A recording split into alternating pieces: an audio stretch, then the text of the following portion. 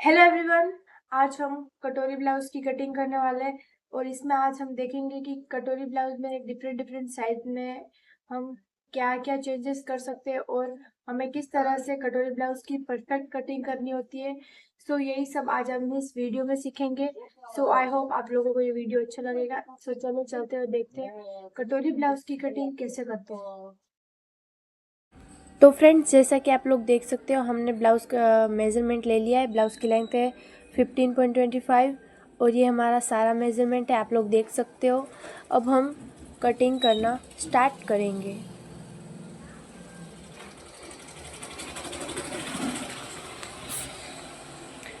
तो हमें सबसे पहले एक स्ट्रेट लाइन ड्रॉ करनी है।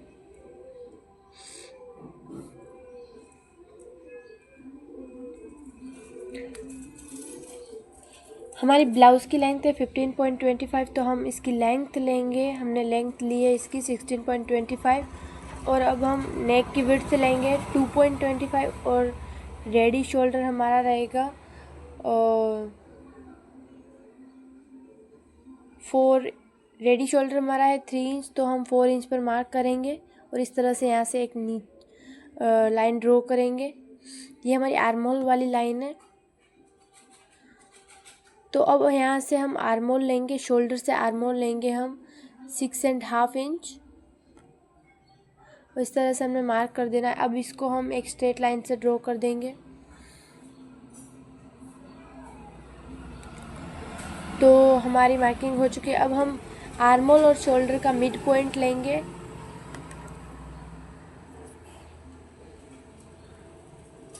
आर्म होल और शोल्डर का मिड पॉइंट आएगा हमारा 3.25 पर।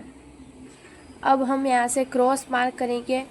हमें क्रॉस मार्क करना है 1 इंच। आपको अपनी साइज़ के अकॉर्डिंग कर देना है।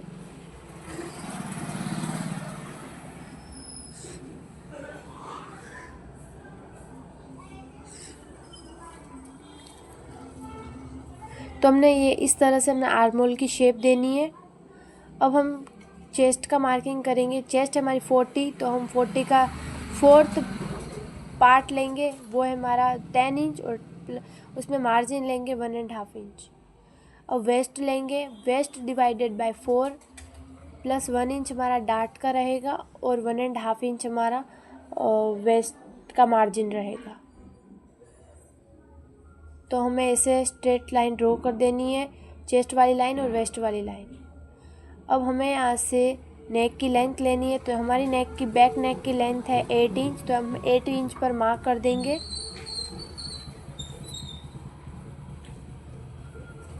अब इस तरह से यहाँ से भी हमें एक स्ट्रेट लाइन ड्रॉ कर देनी है।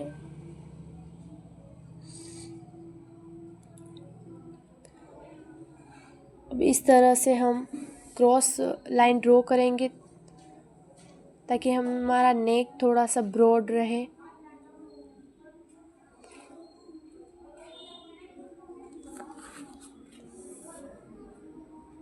हमें यहाँ से 0.25 जितना नेक की तरफ डाउन करना है ताकि हमारा नेक लूज़ ना हो और शोल्डर ना गिरे।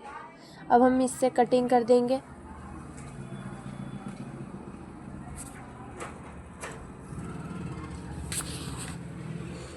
इस तरह से आपको मार्किंग करना है बैक पार्ट की और हम अब इससे कटिंग कर लेंगे।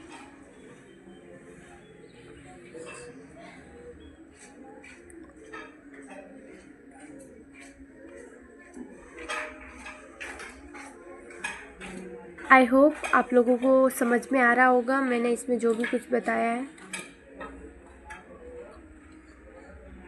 अब हमें नेक की भी कटिंग कर देनी है।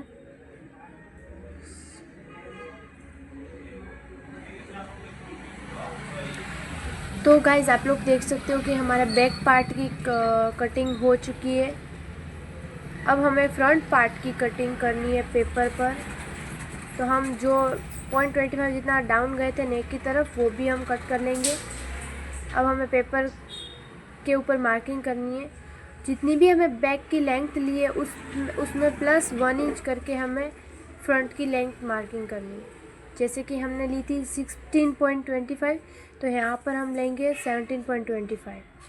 यहाँ से भी हमारा नेक की विड्थ और रेडी शोल्डर ले लेना है।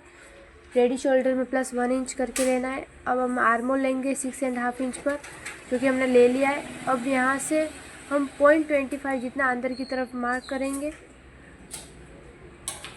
और यहाँ से एक क्रॉस लाइन ड्रॉ कर देंगे। जो हमने आर्म होल की लाइन ड्रॉ की थी उससे क्रॉस लाइन अंदर की तरफ मार्क करेंगे। अब जो भी हम 0.25 जितना अंदर की तरफ गए उससे हमें क्रॉस मार्क करना है यहाँ पे 1 इंच।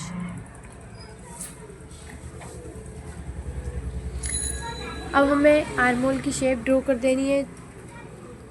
तीनों मार्किंग को मिलाकर शोल्डर, हमारा मिड पॉइंट और हमारी क्रॉस मार्क, तीनों को मिला के हमें मार्किंग कर देनी है। अब हम वेस्ट डिवाइडेड बाय 4 + 1.5 इंच करेंगे। हमें डार्ट का 1 इंच माइनस कर देना है। हम सिर्फ पीछे के बैक पार्ट में ही हमारा 1 इंच डार्ट का आता है। हम यहाँ से अब चेस्ट डिवाइडेड बाय 4 लेंगे तो हमारा 10 इंच और 1.5 इंच मार्जिन। अब हम यहाँ से चेस्ट वाली लाइन और वेस्ट वाली लाइन को मिला देंगे। तो जैसा कि आप लोग देख सकते हो, अब हमें यहाँ से लेना है, शोल्डर से लेना है।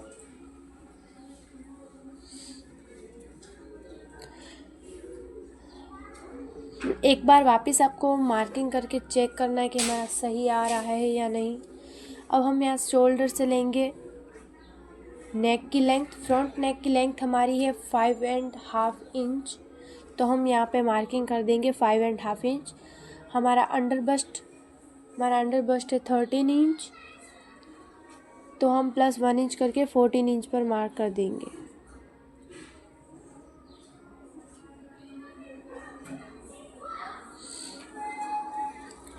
ये हमने अंडर बस्ट की मार्किंग कर दी है 14 इंच पर। अब इन सभी लाइंस को ऐसे स्ट्रेट ड्रॉ कर देंगे और अंडर बस्ट वाली लाइन को भी स्ट्रेट ड्रॉ कर देंगे। अब हम यहाँ से ऊपर मार्क करेंगे 1/2 इंच जितना और हम बेल्ट का कर्व शेप देंगे। हमारा जो भी अंडर बस्ट वाली लाइन है उस पर हमें 1/2 इंच जितना ऊपर जाना है और हमें कर्व शेप में देना है बेल्ट को।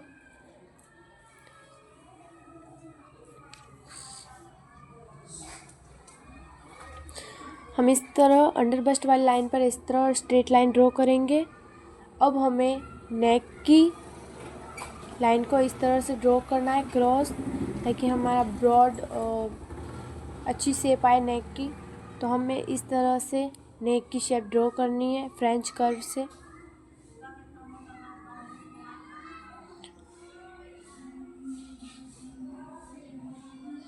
तो अब हमें कटोरी की मार्किंग करनी है। कटोरी हमारी 14 साइज़ के हिसाब से हमारी आएगी।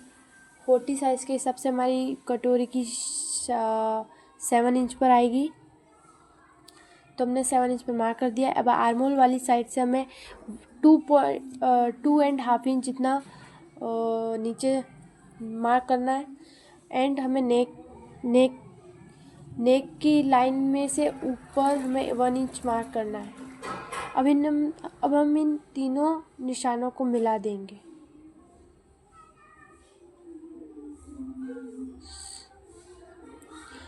आप लोग देख सकते हो कि मैंने कैसे मिलाया है। तो आपको भी इस तरह से फ्रेंच कर्व को रख के सेट करके फिर अपने कटोरी की शेप ड्रॉ करनी है, ताकि हमारी कटोरी की फिटिंग और फिनिशिंग अच्छी आए। और उसके बाद अब हम जो भी 1/2 इंच ऊपर गए इस तरह से अंडर बस्ट से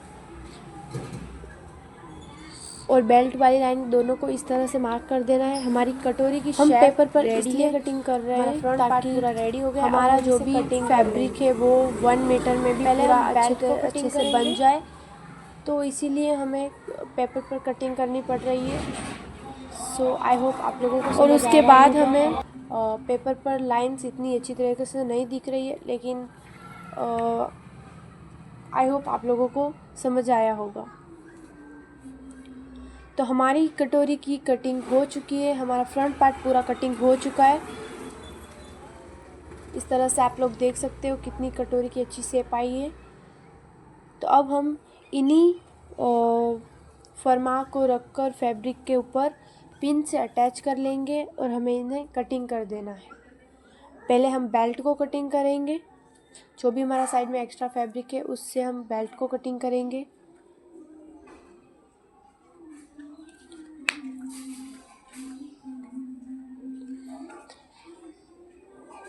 बेल्ट को एज इट इज़ कोई भी मार्जिन हमें नहीं रखना है, क्योंकि हमने पहले से मार्जिन ले रखा है।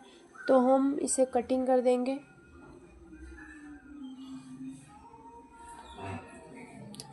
तो गाइस हमारे बेल्ट की कटिंग हो चुकी है, आप लोग देख सकते हो।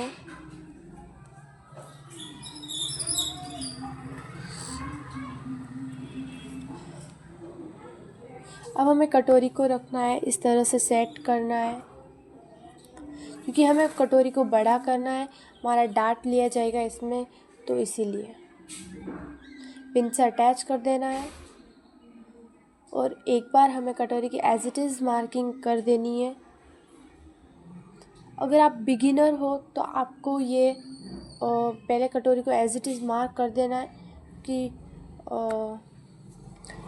हमारा फैब्रिक पेपर जो है वो इधर उधर ना हो। तो हमें इस तरह से पिन से पहले अटैच कर देना है।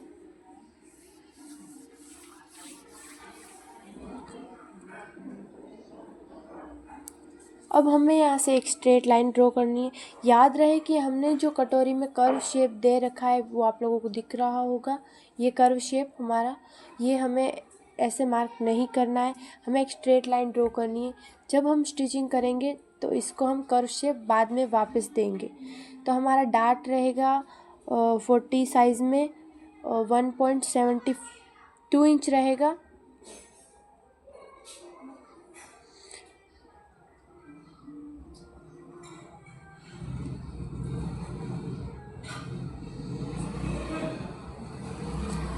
हमारा 2 इंच डार्ट 40 साइज़ में रहता है कटोरी ब्लाउज़ में, लेकिन मेरा जो है, मेरी क्लाइंट की बॉडी जो है वो थोड़ी अलग है, तो इसी हिसाब से मैं डार्ट ले रही हूँ। तो आप अगर आपकी 40 साइज़ है तो आपको 2 इंच 2.25 जितना डार्ट ले लेना है कटोरी वाले ब्लाउज़ में। तो हम इस तरह से स्ट्रेट लाइन ड्रॉ करेंगे।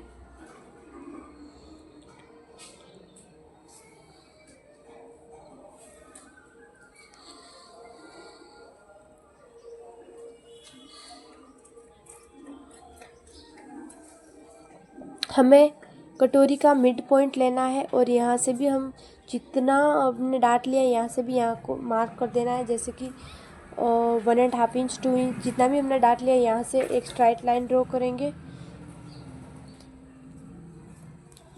जितना भी हमने साइड में डार्ट लिया है उसको हम तीनों लाइंस को इस तरह से मिला देंगे।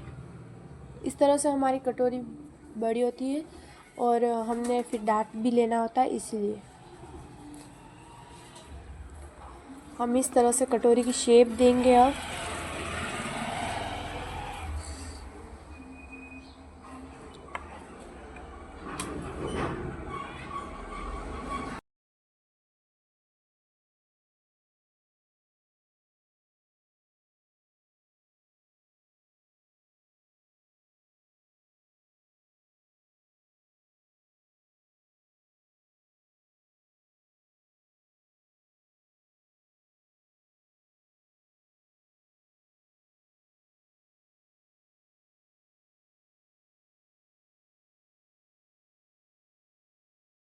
तो हमने कटोरी की शेप दे दी है।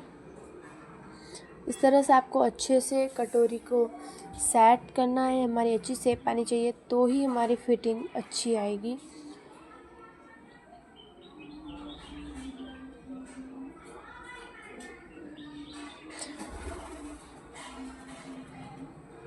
तो मैं इसे अपने हाथ से अच्छे से एक बार शेप दे दूँगी। हमारी कटोरी रेडी है।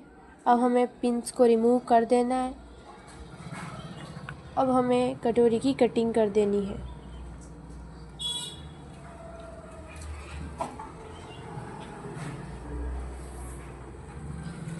लाइक आप लोग देख सकते हो हमारी कटोरी की शेप कितनी अच्छी आई है। तो हमें इसके बाद अब पूरी हमारी ब्लाउज़ की कटिंग हो चुकी है। हमें इस फर्मा को रखकर भी हमें कटोरी इस साइड पर हमें 1/2 इंच का मार्जिन लेना है, क्योंकि वो हमारा जॉइंट में जाएगा इसीलिए। तो हमने यहाँ पे 1/2 इंच का मार्जिन ले लिया है। अब हमें इसकी कटिंग कर देनी है। तो हमने इस फर्मा की भी कटिंग कर दी है। आप लोग देख सकते हो हमने 1/2 इंच मार्जिन लिया है नेक की साइड। हमें ऊपर की तरफ नहीं लेना है मार्जिन, हमें इसी कर्व शेप में लेना है।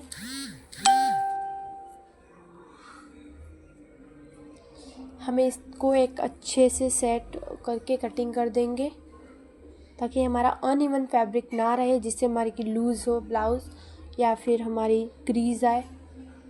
तो हमें वैसा कोई भी रीज़न नहीं मिलना चाहिए। तो अब हमें करनी है स्लीव्स की कटिंग। जो भी हमारी स्लीव्स है हमें उसमें 1 इंच प्लस करके मार्क करना है। मेरी स्लीव्स की लेंथ है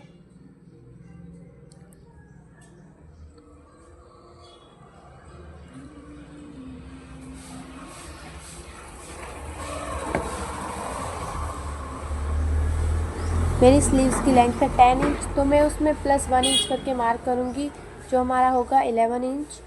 अब हमें यहाँ से एक स्ट्रेट लाइन ड्रॉ करनी है।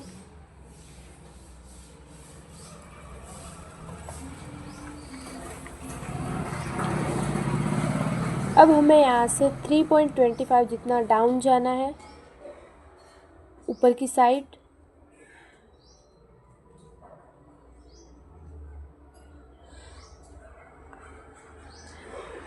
हमारा फैब्रिक 4 फोल्ड रहेगा।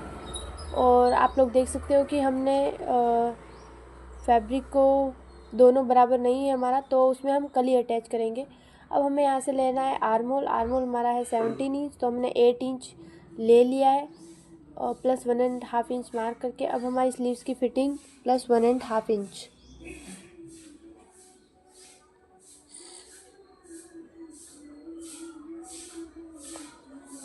तो हमने इस तरह से क्रॉस हमारी स्ट्रेट आर्म होल वाली लाइन और फिटिंग वाली लाइन दोनों को मार्क कर देंगे मिला के। अब हमें यहाँ से स्लीव्स की शेप देनी है, आर्म होल की शेप देनी है हमें। तो हमें इस तरह से आर्म होल की शेप दे दी है। अब हम इसे कटिंग कर लेंगे।